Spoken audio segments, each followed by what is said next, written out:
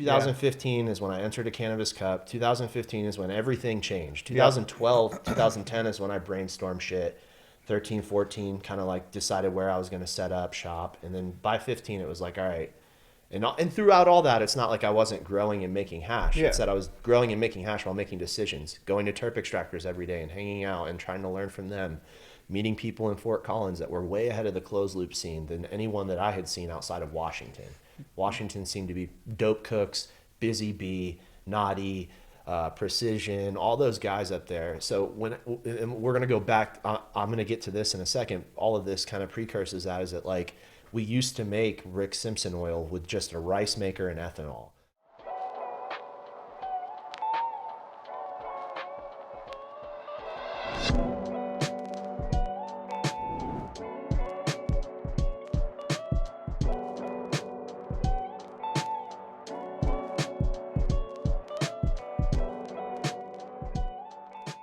And growing up in the cannabis like scene, RSO should always be smokable. Yeah, not just edible. Oklahoma is the very first place that I have ever been in my entire life where people have looked me dead in the eye and told me, you should not be able to smoke RSO. And I was like, fucking why? It should be clean enough to ingest in pretty much any way. If it's your medicine, like if you're using it, like it should be... No binaries, no cuts, yeah, nothing. And the fact that we have to have that discussion or have to present that as a statement before even... You can ingest it this way, but not this way. It's like, no, if it's going into your body, it should be able to just be safe. Every way. I should be able to shove the syringe up my ass. Yeah. Like, in all reality, like fucking, I should be able to do whatever I want. Exactly. And it's weird that there is people adulterating medicine. And specifically these adulterants are...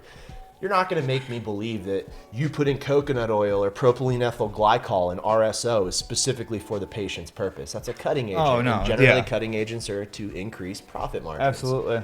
And it's a shame because people like us, like, obviously, we're educated, so we know to run a business is to make a profit. But at the end of the day, our ethics are not going to come before that profit or after the profit. It's ethics first, then profit margins. Well, the profit should just be the side effect of your passion and ethics. Like the profit should be a side effect. It should, like, of course you need to make profit to have a business and keep moving forward in life, but that you should almost make that almost a side effect. That way that your main goal is just like the best you can do, and then the side effect of doing your best is people want it, and then you have some sort of profit to keep building your business. Yeah, and it's weird to accept that for me. Because I've always grown cannabis and smoked it because I like to smoke it. Yeah, like I started growing it to save money, so I could like have lots of different strains. I wanted tons of flavors. I was greedy. I was getting fucked over a lot. That was the number one. And the number two was consistency. There was never a consistency in a legal state like Florida. Like I remember one time I bought weed from a girl who dated our dealer, and I fucking went to high school like a day or two later, and she's snickering at us. I was like, fuck so funny, Valerie. And she's like, all that weed that y'all bought, I watched Joey dip it in the toilet before he sold it to y'all. And I was like, sold me fucking what? What are you taking? And like not even just that, people fucking with like that, but all the way down to like just not being able to get consistent product. Like 1 month someone's got some fire in town, and then the next month it's just shitty again. And it's like, I didn't want that either, so I started growing weed so I could consistently have clean, quality stuff that I could smoke, because I knew that cannabis was going to be part of my regimen. It's going to be part of my daily ritual. And I was like, it needs to be the highest quality I can get, and I need to grow it. At least that's how it was in New York back in the day. And it was acceptable, like you just said. I smoked it, and the first thing that went through my mind was the same thing that went through my mind when I lost my virginity, and that was, oh fuck, I like this. I like this. This is something that I'm not going to be able to live without. Yeah. Now that I've experienced this, I want it to be a regular occurrence in my life. Yeah, I've never felt that with alcohol or anything else. Even like all the way down with all the different psychedelics I've tried. It's like I use them as a purpose, but it's not something that I want part of like my daily thing. No. Like whereas cannabis is a mild psychedelic, but it's perfect for me. It's like it honestly suppresses some of, I feel like, primal tools I have that I don't need in this current day and age. It suppresses some of that warrior inside me so that I can be a decent person, not freak out on every person that fucks with me. Like, so. I wake up, I tell my wife all the time, I wake up looking for villages to conquer. Yeah. There's no villages. Yeah, there's no villages. I have to fucking accept that. So this guy smoke weed. It's like crazy. Go make your hash. Calm. Yeah. Exactly. That's why like too, like I grind so hard and stuff too. I'm trying to keep myself calm. It's why like I work out the way I do, even though I'm like still like a chunky boy, but I work out like crazy trying to suppress all that intensity of just like, you know, because I don't want like old tools I have that I don't need in this day and age. When I say tools, I'm talking about things that are left over from like genetics. Oh, like, yeah. You know, when people used to have to fight and kill each other to survive. Yeah. like there's leftover stuff in all of us like that. So it's like, how do you suppress some of that so that you can be like a decent person around, people? Because people are going to be shitty to you all day. It's just what it is. That mentality is scary too, because we're being educated to try to strip ourselves of it. Right. Which is, I think about that all the time. You go back in history and you look at what they did to the Indians, and they had a famous saying that it went exactly like this: kill the Indian, save the man. Yeah. And it was by taking Indians out of their culture and putting them in white man's culture and into these schools like the Spelman College. Yeah. It stripped them of all these native things that they knew. Yeah. Not just not things they were taught, but things like you said that were deep seated. They were hereditary. They were in the genes. And they're things that keep you calm and happy. So that's why I feel like certain people culturally these days, especially in the Western world, like there's so much angst because I feel like we have like tools that aren't correct for the current time, or like we just don't know how to I don't know. Dude, 100%. We just don't know how to deal. Like it's like we have all this technology, but our emotions aren't advanced enough to deal with the technology. Like we're little kids playing with like super advanced toys. Yeah, and taking out your frustration if you are a little frustrated is also like considered now Neolithic. Like a man is not allowed to express anger or frustration you're not allowed or to aggravation, even verbally or in tone at all. The whole control your tone shit blows me away. And it's made me like. It makes me a little crazy because like then I'm like inside and I'm like, oh, like I can't like tell anyone I'm mad about something. I can't like tell someone to fuck off. Yeah. Like I can't express who I am as a man. But and an individual as well. Even if I wasn't a man, I want women to be able to scream and get mad and express themselves. Children as well. Like, dude, for me that's part of the grind too. It's like if I can't express myself, like I can show people how hard I can work. I can show my masculinity in that way. Like I can like work all night and still be smiling and a good dad. That's how I can be tough. I tell my employees that all the time, like, we'll have companies that will be way further invested than we are. They will have a lot more tools than we do, but they're not going to outwork us. There's a lot of same thing I tell my guys, like, we're in my garage, dude. Like, a lot of the companies that are we're running side by side with are, like, have big buildings. Yeah, like dude. Like, it's a business. Like, we are still ground floor headquarters. Here. Like, we are just getting started. Like a campus. But I got to look at a lot of those companies, too, have been doing for, 20-something years almost, or like 15 years, and like I'm gonna get there. It's just a time thing. I just think a lot of people, unfortunately, if you crush really hard and try really hard, sometimes people put you on a pedestal and assume you're somewhere where you're not, and it's like, we're trying to get there, we're working towards that, but we're not there yet, so please don't judge us because you think we're there. Exactly. Like, allow me to show you. Yeah, we're working towards that. Like, there is a big difference, and it's not in the quality of work. Oh yeah, for sure. It's a time thing. It is. Dude. It's something that I try to tell. So this is live res from Lineage Farms. I like everything. I like live res and I like rosin. Yeah. I'm not one of those people. I like all hash. Because if someone did it right and put the time in, Jesus Christ. So I wanted to make sure that we had a buffet, and I wanted to make sure there was stuff for the next podcasts to come. And I wanted you to try a lot of our collaborations from these past couple months. Dude, I want to try all of it. I'm down. I'm going to just keep heating my nail. I told Cassie that I'm going to be useless for a little bit after this podcast. I'm going to work today, but I'm just not going to know where I am. I'm very confused. I'll start separating them by rosins, and then you can kind of start picking stuff up. Sweet. And you tell me what you want me to dab on first, bro. You're just like, let's start here. Yeah, so... Try this Hot Rod Caviar by Jive. Obviously, we made it, but Jive grows all the cannabis. I love the regulations. It's great to be a part of everything, but man, if it's not a waste of paper. Right, they make you jump through hoops and stuff too, like unnecessary stuff. Man, that is beautiful. Hot Rod is a plant that's it's the keeper cut. There's a lot of people who have bought Hot Rod seeds. It's specifically from Dungeon Vault Genetics, and Jive has an exclusive deal with him in the state of Oklahoma where they get to run all his keeper cuts. So people can buy Hot Rod seeds from Dungeon Vault Genetics all day, but they're not going to get the keeper given to them by Dungeon Vault. And, whoa, the nose on that. It's wild. It's very gassy, but at the same time, it's almost like got a mentholated like back end. I would say like mentholate, almost like a really like mentholate, like cleaner, like. Absolutely. That's just Cassie getting home from the gym. We'll bark for a second. Sorry, guys. Wow. But yeah, back to the RSO thing. Oklahoma is the first state where I've seen RSO consistently pervade with cutting agents. And predominantly coconut oil. I'm not crapping on it and crapping on other companies, but I prefer our product to be adulterant free. I Yeah. want people to be able to vaporize it. 100%. We actually had a girl say, we did a pop up, and she came up to us and said, I love your RSO, but I can't take it because I'm allergic to nuts. I have a nut Yeah. allergy. And I was like, I don't understand. And she goes, well, isn't RSO like cut with coconut oil? I was like, absolutely not. Like, it's never been that way. No, that might be an industry standard in some places, but you're gonna change that. Like, yeah, exactly. That's our goal. That's the thing. People got to realize, all the way to the glass industry, to the growing industry, to the extract industry, none of these industries have reached the top tier pinnacle. We're all still growing and learning. There's always room for improvement. This shit can keep getting better. So that's why, like, sometimes you meet people that get a little discouraged. Like, they're not like, oh, how can I do the thing? It's like, dude, you can find your niche. Like, this can get better. It's just, how obsessed are you? Are you more obsessed than the other person that's doing it? Because if you are, you're gonna find something that no one else might have realized was there. You're going to find a way to tweak one little thing where all of a sudden this shit's way better. Like, it's what it is. Yeah, it's weird because sometimes it's like that thing that you might not have ever acknowledged as... Did you want a temperature? Yeah, let me borrow that. It's super accurate. This thing is amazing, dude. What time do you usually go? I like it like 550, 560 on this specific unit. Cool. And it just like melts like super low temp. So these are from the garden here, our head stash. That's papaya punch, and then this is plum wine. God, the color on that with how much is in there. They're pheno hunted by us and grown by us. You gotta smell this, bro. I know you're over there with camera and stuff, dude, but you gotta smell that. The plum wine's archive.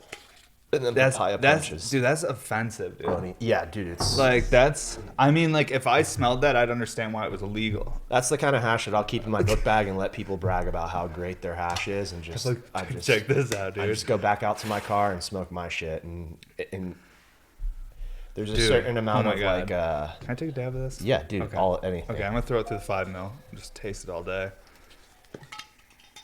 You take a lot of solace in being able to smoke that privately. Like, dude, that papaya punch. Oh my god, it's punching. And it's not so much papaya, like fruity papaya. Like, it has the papaya, it's fruity, but it has so much gas in it still. I can't wait to taste it. Yeah, that hash to me is like relationship ruining hash, because if I sell you some of that hash and I run out of it before I can make more, I'm going to resent you. You're resent you, like, dude, what the fuck? I shouldn't have told you that. Should have never given that to him. I understand that shit, dude. I've been there back when I used to grow and you'd run terps for me. I was in the same boat with certain flavors. People come over and be like, oh, let me get some of that Ghost Train Haze. And I'm like, I don't have a lot of that. You almost feel guilty not selling it, but then Yeah, weeks later, you're like, fuck. Well, because you want people to experience your best work, so people talk about it. But then at the same time, then you're like, fuck, now I don't have the terps. Yeah, it's a peculiar place to be, especially when you're in. People would think, oh, you're in a legal state. Like, why not just go down the street and get more? It's not like the same. I mean, even if you had the cut and all the knowledge, you're still looking at months out. Yeah, even if you did it right the first time. When I went to Ego Clash 2018, there was somebody there with some plum shit, and that was what changed my mind. Yeah, it's called plum wine, and it's from Archive Seeds, and there's all kind of different crosses of it and BXs of it. I don't remember what was at that Ego Clash, but it was plum something. Oh my god! And I was like, I'm gonna grow plum. I'm gonna find it. Wow, there's so much papaya fruit when you hit it, though. And then it's did you try the papaya punch? Yeah. Okay, sorry. It smells super gas, and then when you hit it, it's super papaya, but there is so much gas on that back end. So, same story on that one as far as pheno hunt goes. But wow. I just had that gifted to me from Harry Paul and Joey. Wow. A 12-pack. And that's awesome. We hunted that when I was working with Alex and them. I hunted that in my garage. In a tent. Wild. In a 4x8. It took me about 2 years to dial it in. We had like... I know. 3 different papaya punches for a while. Yeah. And then I gave it out to some friends who, like, I'm honest. There's people that grow fucking way better than me. So if I have a plant that I think I'm doing well with, it has to go to them. Will crush. Exactly. It's and they'll tell me honestly. They'll be like, hey, the only reason you were getting good weeds because you were stressing it. This plant's dog shit. Yeah. Like, if it's grown properly, it doesn't do well. Oh, interesting. And so there's different variables, but that's what happened with the papaya punch. A lot of people have that plant now. Wow. Fuck it. That fucked me up. Can I borrow a Q-tip? Yeah, absolutely, dude. Here you go.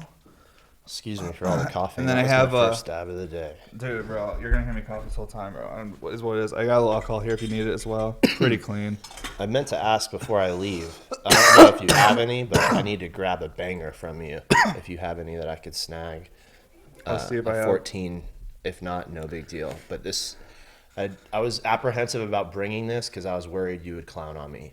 It's a Shiner. Oh, is sure. it okay, bro? Does it work? Yeah, it's got the white disc on Okay, the bro, does it bottom or work? whatever that shit is. Like, Yeah, dude. I got a brand new 14 mil Slurpee if you want to smoke that on that today too. It's got a little more restriction in my 10 mil. That's why I don't smoke it a lot. But you know how those all those nails that are like the high air or the I can't do them. the Slurpees and all those things. The cuts are always like different on each one. So each one has a different restriction, but I love this 10 mil one I have in here. Take fatty dabs with it. So like my problem with the terp slurpers is that I'm in full admittance of being 36 years old and having damaged lungs from cannabis consumption habitually from 15 years old to now. Yeah. Like I can't. The first time I tried a slurper, bro, I was like grabbing the sink and like leaning back and forth over it. Like I took a red hot TI dab. Like I was like, this Oh isn't. yeah, I hated Slurpers for the first year. Like the people would watch this podcast and they would just hear me talk shit on Slurpers, be like, that shit I can't like. But then I started taking them like way lower temp and like I found my rhythm with it, and I was. It's now I'm just like this. It's like Cassie like didn't dab for a year, and then we got the Slurpers and figured out how to use them for us. And now she's like only dabs. She doesn't smoke flower in like 4 months. Delaney's that way with a Puffco now. It's funny. It's like people find what they like and what works for them. Exactly.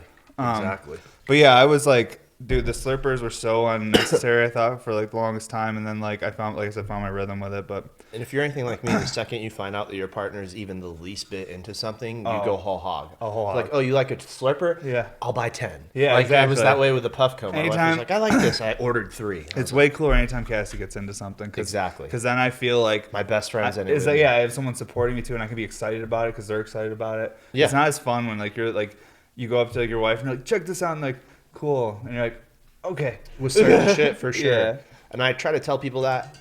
I'm sorry. Oh, you're I good, like bro. it the other way. I prefer it opposite in some realms. Yeah. Such as like, I don't want to date somebody who listens to all this or be married. I just don't want to like always have every single thing in common. Yeah, Like I like that she loves mayonnaise and I fucking hate it. Yeah. Like the same with her music. Like I didn't know much about, like obviously my parents are older, so they listen to classic rock, but like I didn't know much about classic rock until I married her, and like every morning we're listening to Fleetwood Mac and shit, and I'm like, that's Talking cool. Heads. Hell yeah, dude. I'm like, all right, these are like, who is this again?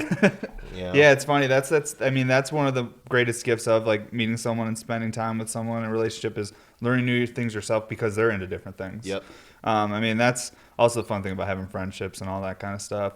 I hope I have more time for that when I'm a little older. I'm still in such a crazy grind right now, trying to be successful in this wild fucking world. Learning to relate is the key thing. Like it's the root where I try to like, especially like growing up, I never had issues with English. I always like to like abstract on words, and every word, man, like they're compounds, and like you look at fucking relationship, and the root word is relate, and For sure. I try to always think about that as like, I'm a dick already to most people, and like I have a hard issue with trying to accept that. And like, So I'm funny getting that being better about honest it. is being a dick. Yeah. You know? Yeah, transparency. When like a few hundred years ago, that was like the most valuable trait you could have. I didn't, dude. Like- I don't know how to lie, and it's a fucking problem because it's really affected my business positively and negatively. Yeah, for positively sure. for people who like to cut straight to the point. They thank us for that. Yeah. They're like, hey, thank you for not bullshitting me and wasting my time and making this meeting 15 minutes instead of fucking 2 hours. Definitely.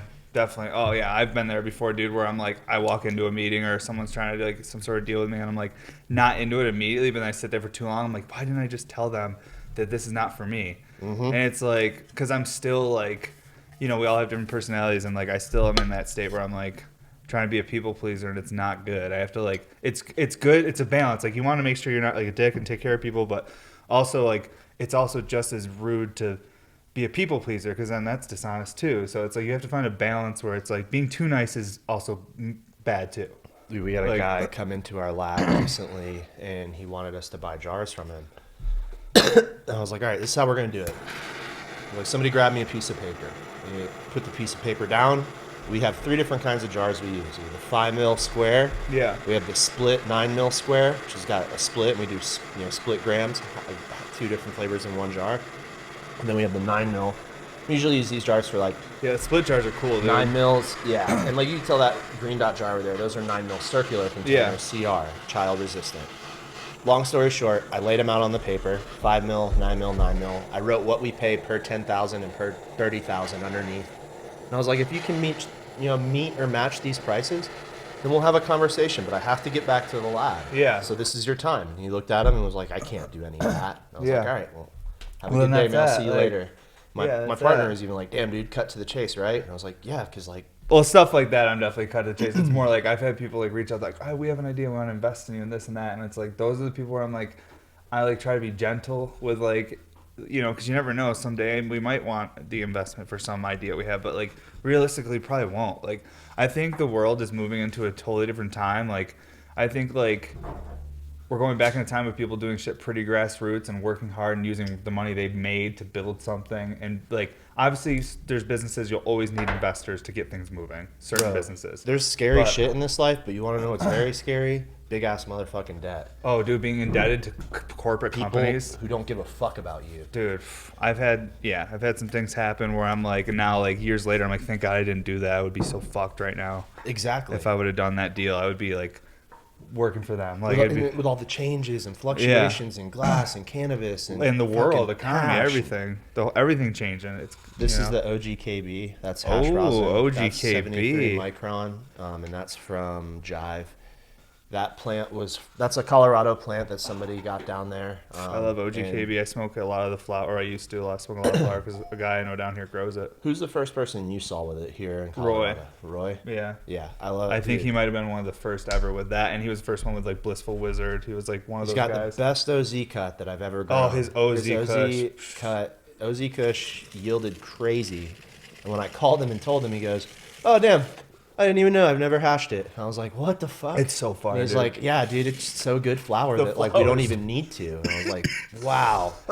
And he gave it to me as a gift. I had given him a bunch of RSO while his wife was in her situation years ago. Oh, that was And, so sad, dude. It was fucking Crazy horrible. sad. But Love Roy. yeah, he's just one of those guys. He's just a sweet, nice person. That's it's just what he is, But Yeah, he's been on this podcast a couple times. awesome. And because he when Pop D and everyone lived here when they were all in Yeah. studio, they all used to come over and hang out and smoke hash and do some of the early episodes. But yeah, the OG the OZ Kush that Roy grows, just the flower alone, that stuff is like has this most. It's an OG, but then it has like how all OGs have their own profile though. This one has this profile. It tastes like something you would smoke in like India. It has this super unique, like not spicy, but it has like different flavors, super unique layers of flavors. It's such a unique hash. Hash flower. You need to try this resonant fuck. cult chem chills next. That Take a OGKB. Oh, I'm dude. But Fuck no, I'm breaks, not trying to smoke rush hash, it. dude. I'm getting into more hash. I'm gonna go back into the 5 mil. I'm jumping between the 5 mil and the 10 mil. He'll hit you with a jar sometimes, and it'll be some of the craziest weed you've seen. And then at the end of the conversation, he'll fucking back end you with, "Oh yeah, it's outdoor." And he'll be like, "What the fuck?" I love Like, that, dude. That's shit's the so kind of shit I cool. love about this community, because like outdoor cannabis, full spectrum light, greenhouse growing is the best weed. Yeah. If it's done right. Definitely. And there is few and far in between doing it fucking right. There's not a lot of people Well, doing it right at all. the There's thing a is constant rush. To do it right often The phenos have takes to a be lot of correct. time, and it's not in like Area selection to those phenos. Maybe I even was just about to say choosing your that. phenos to that area, I was just which gonna is say what that. Roy did. yeah. Well, Roy's been growing for a very long time in Colorado. He's been growing in the same place, so that's why I think he does very well here, because he knows what to grow here. He knows what strains do well in these high altitude and the dry areas, like. We have a trim company. We rent a trimmer out. It's Boulder Trim Co. And we have an Instagram page you can check out. And it's a Triminator. We rent it for $120 a day. And I rented it to him one time, and I didn't know where he lived. And I was like, "Fuck yeah, bro, I'll bring it down." Yeah. I was like, "No big deal." And Yeah. I GPS'd it from my house. I was like, "Oh, fuck." I was like, "Oh, fuck." Yeah, all the way down the springs. Dude, yeah. I was like, "Okay, no big deal." And dude, what was cool about him is he was like, "Dude, I didn't even get to use it. I'll bring it right back to you." Yeah. He brought it back the next day. Yeah. Man, No, way to grow. He's a solid dude. Very. Like one of the many examples. Like, super great guy. And to be honest with you, dude, most of the people I've run into have been solid people, but that's also because I think I'm very selective of who I let myself run into. Yeah. Like, I don't get out too often when I do, and it's like I'm kind of like, oh, these seem like solid people. Like, I remember when I first moved to Colorado, dude, it's like every sesh, every party, I was trying to go to all of them. Yep. Bro, that shit was so hard and so expensive to try and keep up with so many people. It's like so many different relationships, and We all were. I remember tough. seeing you at drops too. Yeah. Like, we would have Friday sesh at your house to kind of choreograph Yep. High Times Cannabis Cup and what we were going to do with our booth. And we did that for almost like, dude, it felt like 6 months. Yeah, to for a fucking year, while. Yeah, it was which a I while. think is when we got really close too. Definitely. And when we did that, I would see you at drops intermittently in between all that. Yeah. Out in the middle of the city, fucking Yeah, and it's like hours from our house. it's like I was blowing glass Just for hash. all the time still, but like I was doing so much other shit too. That's why like me and Cassie always say like, what the hell were we doing before we had a kid? Because we're so busy now. And I look back, I'm like, we were just taking our time, is what we were doing. Nowadays we're very scheduled because we have to be because we're on this tiny person's schedule. Yeah. But like back then we just took our time doing things. We woke up when we woke up. Like if there was a hash drop, we set all the torches down and went and got the hash. You know, you want to go to the mountains? Cool. And I'm like, oh, that was, like, because sometimes we look back and think we just worked the whole time. I was like, no, we were doing a little bit more just recreational stuff then. We were hanging out with people, going to things, like, it's just since the kiddo got here, we've gotten crazy. But that's a pretty normal thing for people to do with their first kid, is fall into a pattern of a little bit isolation for a little bit as you learn to parent and figure it out. That's how it should be. Yeah, I mean, if I had family closer, we probably wouldn't have been like that. But just with our specific situation, because our family's so far away and we had to kind of do it on our own, we really had to focus to make sure we were there for the kiddo. So we've just been homebodies the last few years, but it was kind of perfect timing, like with the kiddo and having to be homebodies because of everything that happened. But not saying it's a good thing, but I was grateful that we were already home and already had the kiddo and shit. All right, so Chem Chills is the next one. That's what you said over here, right? Okay. Yeah. Sweet. Man, hopefully one day I'll know what that's like. I'm definitely in that boat with you. You guys seem really we're like married now, and we're trying and focus on your shit though we're too. definitely focused, and I think it's a lot of work, and I think it's something that comes to those who fucking either are blessed, and those who fucking just get chosen. It's a situation that fucking it occurs, and I think it's really cool, and hopefully one day I get to know what that's like. And if I don't, I don't. That's the blessing too. Dude, I have faith for you, bro. But, I definitely think it's cool. I have all the respect. Like, it's trippy, bro. People will say some shit around me about kids, like, I fucking hate kids, and I just try to be quiet. I'm like, Yeah. Hey, well, we all get to be a pop, and I think some people that hate kids, they probably grew up with a lot of siblings and they had a lot of responsibility. Maybe mom and dad made them watch everybody and take care of the kids and stuff, and take care of their brothers and sisters. And maybe what they hate is the responsibility of their life being put on hold for another person. Yeah. A lot of people have to take care of their brothers and sisters growing up, so they're a kid when they're an adult. Yep. Once they get out of the house, then they go crazy because they're like, I don't have to take care of babies no more. I'm gonna go fucking get drunk. Dude, it's gonna be crazy. I feel like it's the next step in life. Yeah. And if I do well and I save and I build a business, I don't want it to have to worry in my later age about who will inherit it. Or Oh what will yeah, happen for to it. sure. It'd be nice if I had a son or daughter, who I could. Hell yeah, dude. Well, if it's a goal, it's gonna happen, dude. You're someone that I've watched like over the last like 7-8 years, like all the way from having like hash rosin, like fire hash rosin, and everyone having diamonds and looking at you like, what the fuck is that? And you're like, no, this is better. And they're like, no, diamonds are better. And you're like, no, this is better. Like, I promise you. Like, I know what I'm talking about. And then all of a sudden, now this is what everyone smokes. Like, you talked about everything you wanted to do with like making Rare like a legitimate brand and building something within the legal sector so that you can have some longevity in the cannabis industry and not just be a blip that made a bunch of money at one point. Thanks, like, man. Like everything you've talked about is happening. So I think you just have to continue to be patient. Oh yeah. As a driven person, you naturally want things to happen quicker than. Oh yeah. But absolutely. It's gonna, bro. You just got to keep on doing what you're doing. Another thing too. I'm in no rush to have a child. No, bro. Take your time with that shit. Forecast it like in life. Hopefully, you know what I mean. Like yeah, a lot of people do it later in life. Conversation. They're like, "Do you ever see yourself having a child?" I'm like, I mean, yeah. Yeah. I don't answer it with that, like, I don't have to, like, wait and be all insecure about it. Like, No. I do hope one day that I get to, and if I don't, I don't. I'm not, I like, tell people, don't it's not a overthink make it. or break at all. Like, I'm much more in Like, love with life itself than, you know, simple. It's hard to explain, but, like, I don't want to get tied up on the whole, you know, how people get when they don't get what they want, you know, and get in that Exactly. insecure Well, zone. that's a And, natural you know, human it's pattern like, to fall into. We I have don't look at it like that. expectations. It helps us get going in the morning. It's having a dream or an expectation you're going to meet that day. And when you don't meet it, it hurts. But you know, that's why we can create mental tools where it's like you can use that motivation of having expectation, but when it doesn't work out, also have a tool where you can go, hey, that's is what it is. Like I'm Oh, gonna go yeah. smoke some fire hash and move on with this shit. Yeah, Like, exactly. or whatever you gotta do. I'm gonna go do some fucking yoga. Or I'm gonna go to church. Whatever your fucking poison is. We all got different shit to calm us down. Yep. Mine happens to be terpenes. Yeah, I like terps. The terps, dude. You know what I've been seeing a lot of friends get into lately is mountain climbing. Dude, that but shit looks indoor. scary. Oh, indoor. Yeah, that looks fun. Cassie wants me to go do it, but I'm like, honey, look at my body shape. I am the mountain. Yeah. It's not necessarily something that I'm into. Like when we lived in Fort Collins, I would do bouldering, but I don't know. Mountain climbing. Whoa, that chem chills, bro. People can have it. Yeah. Whoa, I haven't had a good chem in a while, but that's a way different chem. Yeah. That hash is really special. Like, probably some of the most special hash that I've had in a really long I time. set that down. That's hit me. What's happening?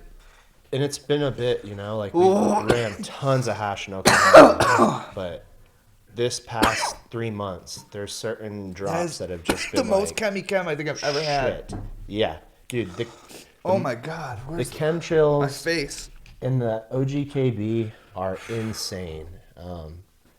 Try to find, and all right, yeah, and Whoa. this tally man. Oh, that was awesome, dude. That's the most chem I think I've ever had, and that just like kept lingering. It was like the gift that kept on giving. Oh my god, pretty much So reacted the same smooth. way that I react. So smooth, and through the 5 mil, I just love raging this little tiny Slurpee. It's fun. Yeah, I'm That's- watching you do it, and I'm just kind of in awe. The thing is tiny. Just it still spins a little pearl in there and everything. There's a micro pearl in there. It's spinning. You know, it's fun. It's a good time. Yeah. And it's all the terps, dude. I'm just tasting it, bro. It's like right to the face. Yeah, it's. It's absurd. It's fun though. This used to be a small. When I rig. sat down, I thought it was a carb cap. To be honest, I thought it was one of the ones that you put on your banger.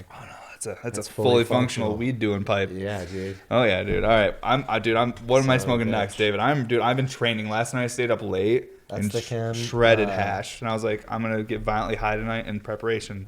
Try So this I'm ready. tally man. Tally, man. So a lot of these genetics then are like just stuff that you guys are running for specific gardens, and then you like just accumulate all these awesome terpenes, or like is this specifically one place where you're working? Yeah, so these are all from our lab, and then Okay. they're all from different gardens. Okay.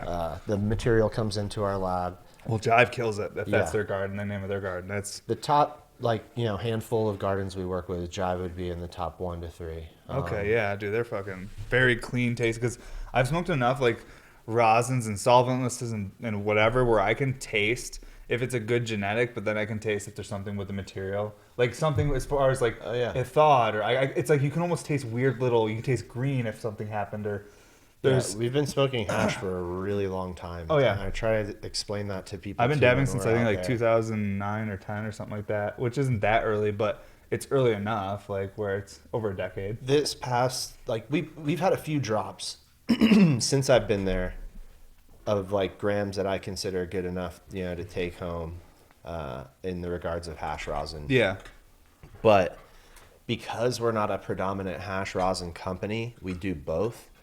People choose the latter and Yeah. always will give us dry material or give us material for BHO, fresh frozen LARF and fresh Yep. frozen lowers. And it's like, I can't turn that into hash rosin. It's going to taste like shit. So it gets blasted and Yeah. See, me, I know that's just. it sucks. It's I think that's just part of the industry and a stepping stone. I think It is. I think in 5 to 10 years, you're gonna look back and be like, "Do you guys remember when we were forced to fucking run all that shit?" And now that goes into this production, and legally we're only allowed to run this level of buds. what Like for what we're selling at this premium level, we have to actually run a certain and premium. not and not to complain.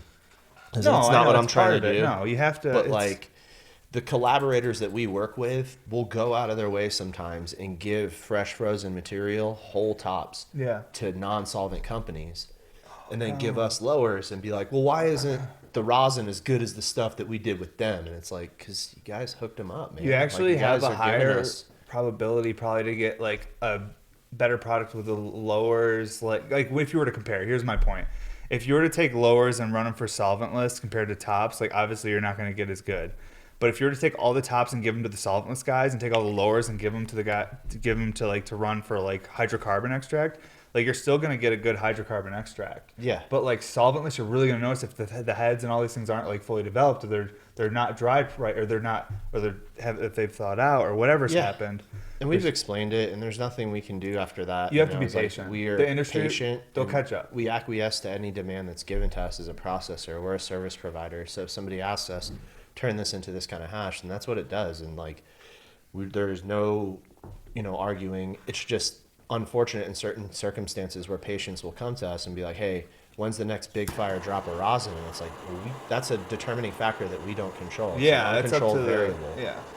you guys are we just have the knowledge and equipment to create that, but it's up to the people who have the material. And the final, bead of caulk or liquid nail on the coffin for me is like, we compete with a lot of brands that have their own gardens. Yeah. And those brands will do processing for some of the gardens that we work with.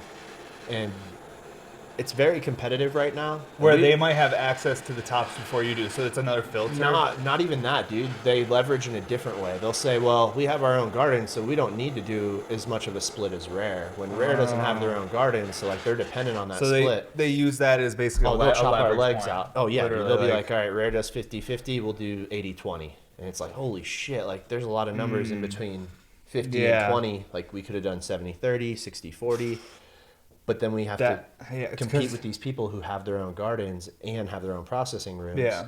And This is early problem shit in an industry in a state. It's very much This is so. all early, because a lot of this in a few years you're not going to be able to get away with stuff like that. There's going to have to be on paper specifically, this is the percentage and why. Dude. Not just arbitrarily being like, hey, we should get this because of this. And it's like, well, you're going to see Well, more and than just your the worst opinion. part is that the gardens won't like equate and be like, okay, the reason that they're able to charge a lower percentage is because they're vertically integrated and they have their own garden, and Rare is a good competitor in the market and they can't do what Rare does. So the best thing to do is just charge less than Rare. Yeah. And it's like, okay, well, if that's the name of the game, then us as a company that has almost the lowest overhead in the industry will just lower our rates too. Yeah. And then you get to this point in the industry where rates start getting lowered, prices get lowered, because instead of me selling the hash, these guys who don't know anything about hash are the ones controlling the price because it's very competitive. And there's nothing you can do about that, like you have to adapt. You have make to. products that are, you have to either find out a way to make your product cheaper for the people who want to buy it for a cheaper rate, or make tiered, and like I think that's what we did in the RSO thing. Is we came to a lot of these people and we're like, hey, we can't make those products for that price, but these are the products we can make for that price. And they're like, oh, okay, like, what's a Rick Simpson oil? It's a very simple extraction process that we do, like we can make Rick Simpson oil for a lot less than we can make rosin for. Yeah. Or live resin for, or diamonds. So we've been doing a lot of Rick Simpson. We have to do similar things with glass because the industry has kind of ups and downs, waves, like have to have different tiers of products and stuff for people. And that's why I do like all these different types of RBRs, from like clear to like super worked. And that way, hopefully there's a tier for someone to get in and try this piece, Whoa, what Tally Man, is that how you say it? Yeah, it's a Wow. papaya dosi cross. That's I crazy believe. tasting. That one fucked me up too. I think I'm stoned. You know who pheno hunted that? Was Dakota Gregg, who used to work for Allgreens. Okay. That was pheno hunted, I think, in the Allgreens facility. Oh back man, in the all day. greens. Kong, dude. Remember when everyone was trying to get that Kong from Jess? Yeah, Jess. Fuck, dude, that was funny. I remember Otis and Cushy Candy. Yep. They used to run it. Yep. And occasionally you'd be at a sesh or somewhere hanging out and somebody would bust out a jar. And this is what I was trying to explain to somebody earlier today on Instagram, is that like there's levels to full melt, and at this point nobody's even listening to your star rating because it's all bullshit. People who had 3-star hash were calling it 6 stars, so now Yeah. nobody trusts any kind of rating. I need to take a little piece of it, finger press it in parchment, and hold it up to a light and see how much shit Yeah. is in it. And if it's crystal clear when I hold it up to the light, then Yeah. we got some full melt, baby. And if that shit's got a bunch of stuff floating in it still, Yeah. and fucking hairs and heads and Yeah. capitative stalks and whatnot, and membranes and Like, no, that's not gonna be a so bunch much of full material. melt. I gotta Yeah. fucking clean my nail way more. Like way crazier cleanup. Yeah. And, No, it's crazy how much we do. You find yourself sometimes assuming people know certain things, like when you're talking to them when it comes to concentrates or hash. Yeah. And then you find that actually your common knowledge is actually way more advanced than the typical person who knows about dabbing.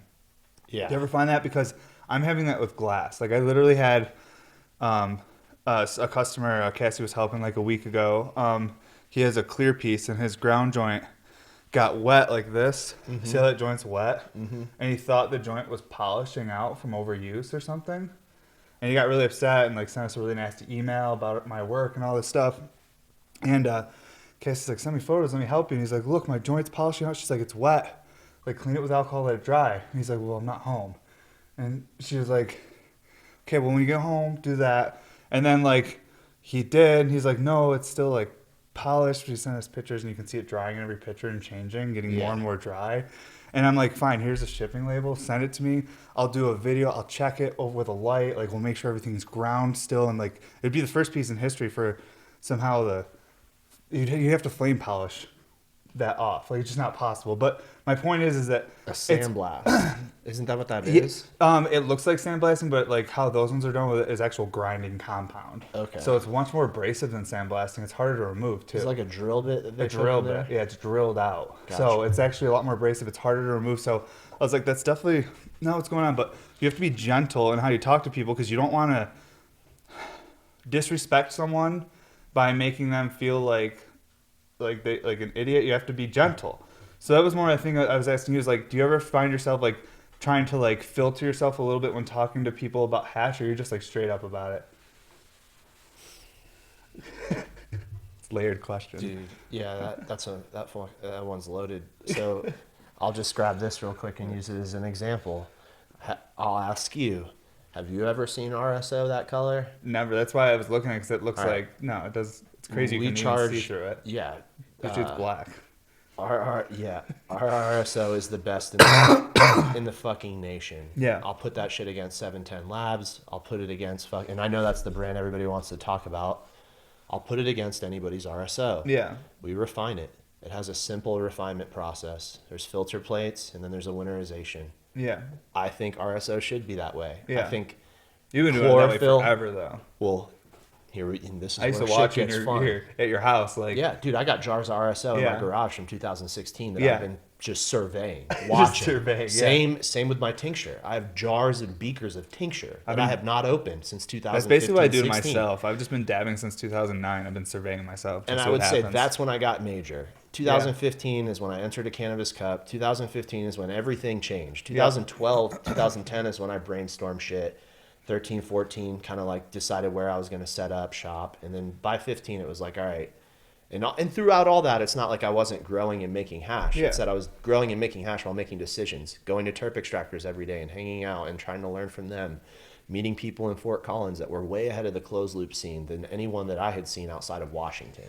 Washington seemed to be dope cooks, Busy Bee, Naughty, Precision, all those guys up there. So and we're going to go back, I'm going to get to this in a second. All of this kind of precursors that is that like we used to make Rick Simpson oil with just a rice maker and ethanol.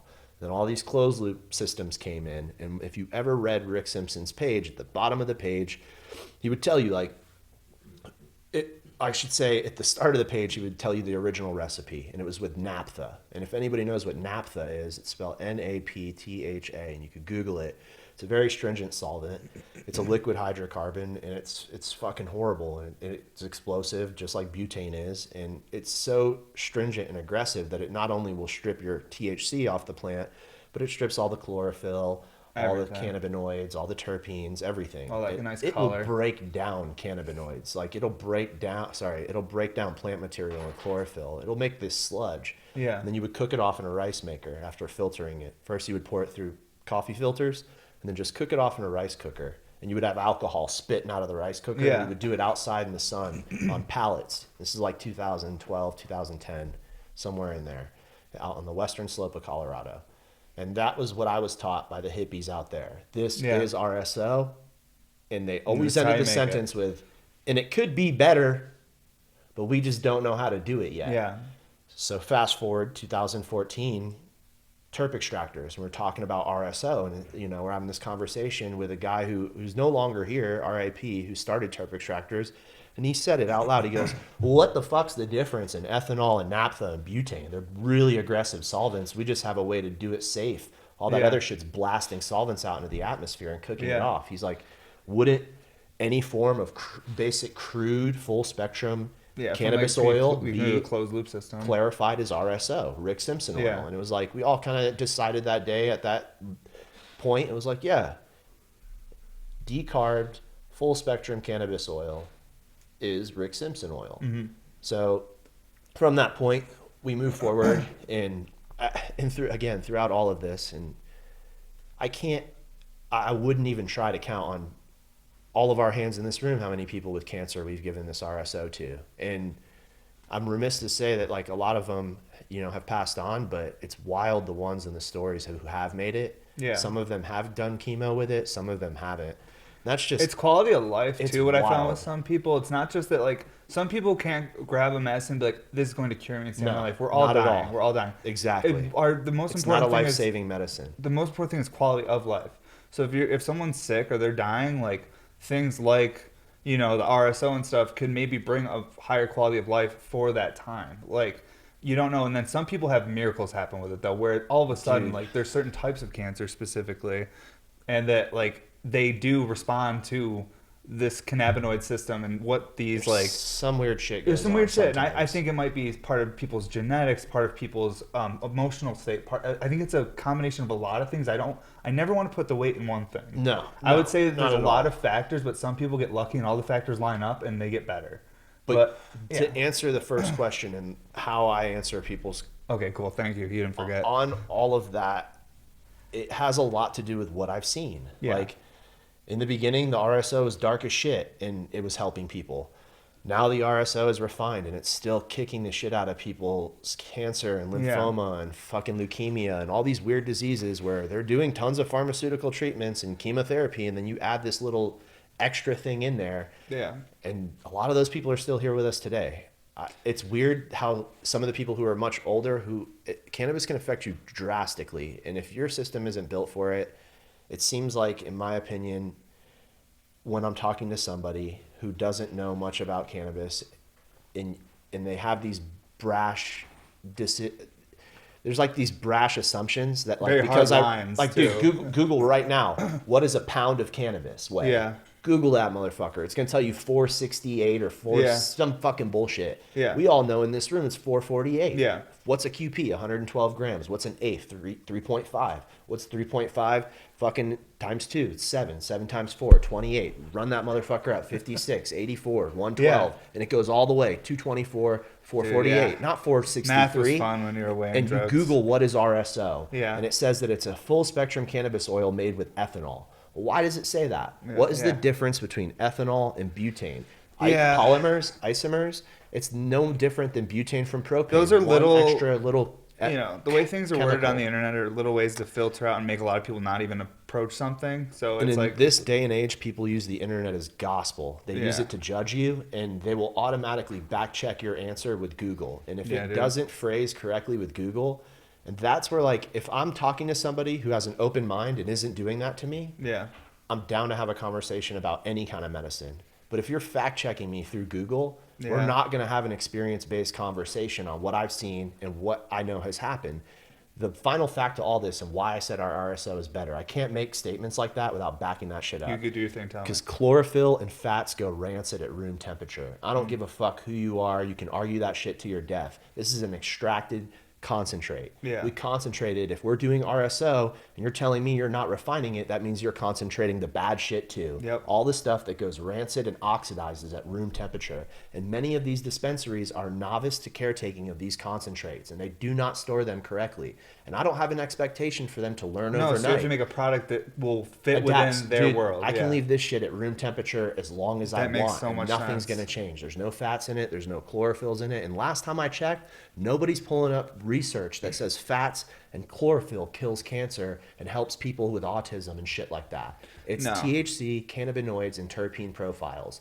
I'm not trying to make claims off of anything that I haven't seen in 100%. person and I believe in. I like there was one thing you said kind of in that whole thing that I want to touch on about like how like, you know, maybe not everyone has like, maybe like cannabis isn't for everyone, or like the way you respond to cannabis, like some people respond poorly to it, some people respond very Dude, positively bad. towards it. Some people, like I knew a girl growing up, and I don't know if it was from the smoke itself or the cannabis, but she used to get like she would have to go hot, her throat would like swell closed. Allergic reaction. She was. They said she was allergic to cannabis, but some people were like maybe this was just because you're burning something. They were like, she's like, no, The they told most me it was common weed. thing that I've seen from people is just who can't handle it is the fucking vomiting and the shits. Yeah, the They're not vomiting used to thing's the a real thing fucking from dabbing. psychoactivity. Like sometimes cannabis is psychoactivity. Some people do not jive with that shit. Yeah. And it hits them like a train. That's why I don't inhale, dude. I've had friends that are like, hey man, you know, my dad has cancer. Can I get some RSO? We give them RSO. They take it to their family and they're like, hey man, fuck me. You know, Yeah. like he can't do it. He Yeah. got him viciously sick. He didn't like it. Yeah. And it's like, well, you know, the quality of life, right? Yeah. Why is he going to try a medicine that makes him feel horrible? He Yeah, should well, if it doesn't work for you, live it his doesn't, life but you the have way to he try wants it. to live it. But at least you've tried. And then there's people who are completely opposite. Yeah. You know, like, hey, I built myself up to a gram a day in a week. Now, where can I get 1 ounce syringes? That's the cool thing about Oklahoma is we sell 1 ounce syringes of 1 our ounce RSO syringes? with That's no fucking- markup. that's Same crazy, price. dude. Like from that price a gram, that's Yeah. the way it is all the way to 28 grams. And if you're a Yeah, cancer fatty patient syringe, bro. or somebody who's terminal, you can't drive yourself to the dispensary No. every day to go get a couple grams. Bro, And if they you have a changed the limit, laws you don't here, have the bro. money. You see what they The did? med laws here, so I can only get like 8 grams a day, and Bro. I'm like, the struggle is real. And you know, what we should focus Just on kidding. is not that law being passed, but what they tried to pass on I know, our asses. to make Those it all microgram bullshits. 10th gram per. I'm like, you guys are gonna create so much waste. I was like, I'm gonna have garbage cans. You better have a policy where I can exchange my jars for a discount on my next grams because I'm going to have thousands of these jars. And I'm like, and I told Cassie, I was like, who's the politician doing it? And look up and see if he has an investment in any jar companies. Yeah. Because this seems like he's trying to make some money on some jar sales. Yeah, because it's true. breaking every gram into 10, like very little true. 10th grams. That's a lot of jar sales, bro. And if your son or someone owns a jar company, you're like, I got a contract for you, kiddo. We're gonna sell jars to these weed doers. Yeah, dude. I mean, shit, the RFID, Metric, you know? Yeah. Metric is a privatized company out of Florida that was established before Florida was even medicinally or had anything to do with cannabis. Meaning that like a privatized company from an illegal state basically made a tracking system for cannabis in a legal state. That's so wild. That's what tells you that all the people that are actually behind the scenes working on technology know that laws are just for like basically the public, and everything else is like, as long as you know the paperwork, like you can pretty much do whatever you want. It seems like It's wild, nuts. man. Yeah, the lawmaking right now in cannabis, we need to have this is the first thing that needs to be done in my opinion in cannabis. There needs to be some sort of situation with licensing where people there has to be a contingency of licenses to population. Yeah. We cannot have talk about why is the black market proliferating when this dude who's all the way in the middle of BFE has 6,000 acres of cannabis growing in a fucking lab, Yeah. and the only way to get it to the metropolis is a 10-hour drive. Yeah. You're not going to tell me that that guy's growing specifically to sell to this 10-hour away Yeah. metropolis. No. You're not. I'm not that dumb. No. And No. it is what it is. The cities and the states can do what they want. But if I had a leg in the game as far as like being able to speak in front of some representatives, that's the first thing I would say is we need to magnify why these licenses exist out in the middle of nowhere and why the people who deserve opportunities in the inner cities aren't getting them. The people who are here in the city selling cannabis from the start should be the first people who have opportunities. In Not these guys, jobs. Like, not guys who because get a $20 million investment and set up Yeah. Purdue of weed out in that the makes middle so of much nowhere. more sense though, to have people who are like comfortable around cannabis, who know what it smells like, who know what it looks like immediately, like people who are already comfortable around it, that are like, hey, this is what I'm interested in. Yeah, that's the people who should have the job. Like, if I would have had the opportunity when I was in New York, I probably wouldn't have moved to Colorado. Like, if that was in New York and like I was in New York City, like just skating around smoking blunts, and someone was like, hey, we have an opportunity for folks like you that like, you know, like you like to sell weed and smoke weed, like you can do it legally. We And, created this system not be in a criminal. America. Like, we did it to ourselves, you know? Like, we didn't let music artists own their own labels. Oh, We yeah, the made them music work industry for is the wild, monsters. man. And it's the same thing right now. Is like, you have these people who love cannabis who are not letting create their own businesses, and we're making them work for the monsters. Papaya cake. Yeah, that's from Dude, Deepwell. I feel so spoiled right now. These terps are all so crazy. Those growers came from out here. Cassie's and, going to be jealous. set up out in Oklahoma. Nice. It's a really nice grow. They do a couple different styles. They do no-till and they do, hydroponic. The thing that I should have told you about the Resident Cult is that's all no-till organic. Like That's those guys so that go cool. up, like the first time I went there and I looked at their dirt, it was the first time that I looked at dirt and thought I was on acid. Like the whole web of just this, it's like moving. I was like, is that just me? He's like, oh no, man, like we just put some, whatever the fuck they put in there like a couple days ago. And he's like, they're all on the top right now. So like you can see them. He's like, the lights just came on. Like some shit like that. I don't remember like what the reason, but like I could see it all. I was like, what the fuck? Like, Dude, Oklahoma hash is fire, bro. yeah, really good. Oh, We're definitely shit. throwing some gas out there. We're lucky, dude. That's why there's only is a this couple across the border or is brands. it just you guys? It's I'm not shitting on anybody out there. I'd say it's across the board. I Like, think everyone has their own niche. Yeah, Big, a but- lot of the people, you know, there's big corporate brands that have come out there who are dispelling the same corporate, hash that you're going to see in all the other states, same cuts, or they'll, bring in people. This is one thing that I don't really like prefer from a lot of these big brands that are like trying to seem legit is like, let's snag a guy from the gray market and bring him in under our wing to try to seem legitimate. It's Yeah. like, but you're still the same big corporate asshat who is lowering the price of cannabis because you can't stop vertically producing it and you don't know how to sell all that back stock. So the best way to do it is just anybody who buys an ounce gets a free 25 grams. Yeah. Like it's retarded. Yeah, So it's like crazy. in regards of the people who we have to compete against, I think everyone's making great cannabis, but I think that there's a denomination between what is good quality cannabis right now and what is affordable quality cannabis right Yeah. now. There's no bad, but That's let's say that like awesome for the consumers then. Sounds it's like a great. buyer's market then. Dude, they Like, have people farmers are- markets where people can go and buy hash. Like we've had hash that we've produced for other growers, and those growers go to these farmers markets and can dump a lot of their hash. So like if anybody listening to this wants to get, rare extracts hash for like a lesser deal or like a cheaper deal, look at those farmers markets. And then if any of our collaborators are there, that's generally where you're going to be able to jump on it. That's so cool. But it's, Damn, Oklahoma sounds like they're building a pretty cool little community there. yeah, well, they're passing, and they're not only building a good community, but they're passing laws that like are going to structure things a little bit better. I'm not too happy about what they just passed with like you can't have I can't exactly remember how the wording of the law is, but it's no bakery or deli style presentation of cannabis. Yeah. And which means no more jars, no more opening and letting They people don't smell jars. Yeah, I And mean, that bummed me there's out. probably a bunch of reasons they don't want you to do it, not just Oh, dude, you know, you they- can't track that shit when it's wide open. I get it. that, and I think that there's a generation that in about 15 years won't really be part of the conversation anymore, that are still pretty Puritan, and they just come from a foundation that I don't blame them. I'm like, dude, you came up in this time and this is what you were taught.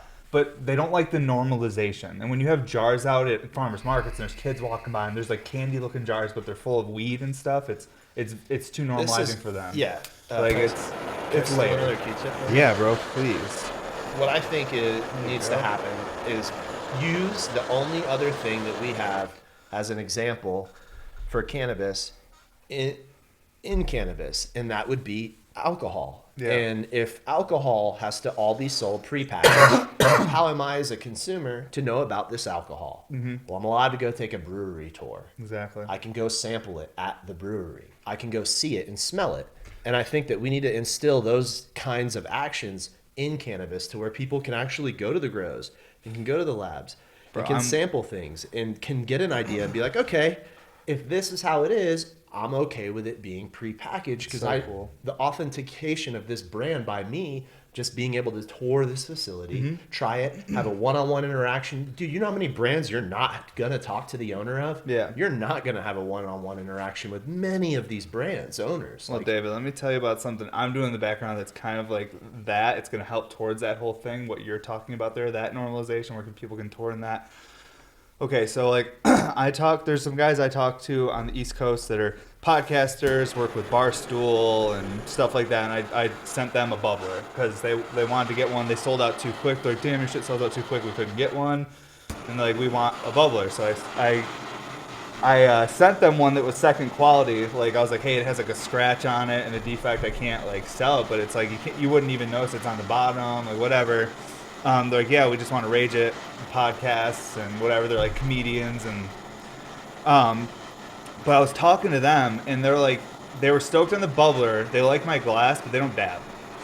So they were stoked on the bubbler. Yeah, they smoke flower and like they're like, yeah, we like rip bongs and smoke blunts and shit. And they're like, and they're all New York based. They're all in New York City because that's like where Barstool and all that shit is. But I thought it was really interesting talking to them that how uneducated they were about dabbing and stuff because they see my dab videos and they're like, dude, it's like crazy what you do, I'd freaking die and this and that. And I'm like, dude, at the right temp, like with good hash, a good rig, like, you know, you're hydrated, like you're gonna have a good time, like you're really gonna enjoy it, I promise. And I'm like, I'm sure, because they've all had dabs before and they've had bad experiences. Like it was like they took a hot, like I always feel bad every time, dude. I gave one of my buddies a hot dab last night, and it's been haunting me all morning. It's been haunting me. Fuck, I feel horrible. But these guys are into doing wine tours and stuff, and this is what you were saying remind me, because I'm like, I explained it to him. I was like, hey, hash can be just like wine. I was like, if you were to drink like some old wine that was warm sitting out all day, it'd be gross. It might make you sick and throw up. It's just like if you take a hottest dab. But if you drink like a perfectly like temperatured, you know, cured like wine from someone who's educated that tells you about the wine, where it came from, it's going to be a great experience. Oh, yeah. It's the same thing with dabbing. I'm like, you were served old shitty wine, bro. Like, let me come to New York City and fucking come work with you guys and do some shit, and I'll fucking show you about dabbing. We don't even have to post anything. We don't have to do videos. I was like, let me just come out and help educate you. Yeah. And like if I did something like that, I'd probably have to coordinate with you. Like, do you want to go to New York City and fucking let's teach these folks dude, you bring the hash knowledge, I'll bring the glass knowledge, and then we just like we could teamwork. It's a no-brainer On educating people at these facilities and like places like Barstool or do content. Because they all smoke weed, but they don't know. They make my point is I watch this. I'm like, you guys have a platform to really educate people about in a cool way. You don't even have to make it part of your show, but you could do weed properly, and then people know, oh, that's how you do weed right. Yeah. But like what you're showing people, when I'm seeing it, looks like people are just doing it like. I'm a hypocrite too. I do videos stacking 6 carb caps. I'm known to talk. But either way, they have a bigger platform than me. My point is, I want to see them smoking Bear Mountain pieces if they are going to take a hit on like a bong or something, and I want them to do it with the best stuff possible so they know how good this really can be, so they can appreciate it. Like when someone that goes on a wine tour, and it doesn't need to be their whole life. They don't need to be a stoner. They can just be someone that appreciates it on a weekend. They go on a wine tour. They go on a fucking cannabis tour. They know what type of glass to smoke. They're educated about it. My point is, dude, is if we want these industries to grow, we need to connect with people who like smoking weed, that are comfortable posting on their content about it, but they're not educated enough where they're experiencing it to its full potential. Right. It could be better. Absolutely. But you also, when you approach people like that, you have to say, listen, I'm going to tell you all this, but you don't have to make it your whole life. You don't have to tell people. You don't have to be a stoner. Like, just do it right. Mm-hmm. Like, make a coffee. Just make your coffee right.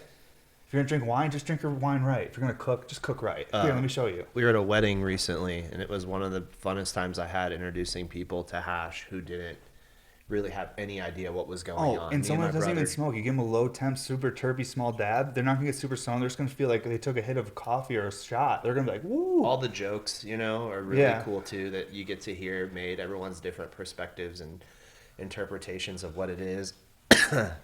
The one guy was hilarious, man, and like he couldn't stop taking dabs, and his wife eventually was like, She's like, we gotta go. she's like, he fucking loves you guys. Yeah. I was like, this dude's fucking one of us, man. He's gonna go get a rig tomorrow. Well, I think there's a lot of normal folks out there who maybe can't drink anymore or aren't fond of drinking anymore, and they're like, I think they'd love smoking hash properly in the right circumstances and time during the day. Like, I think it'd be a really beneficial thing for, you know.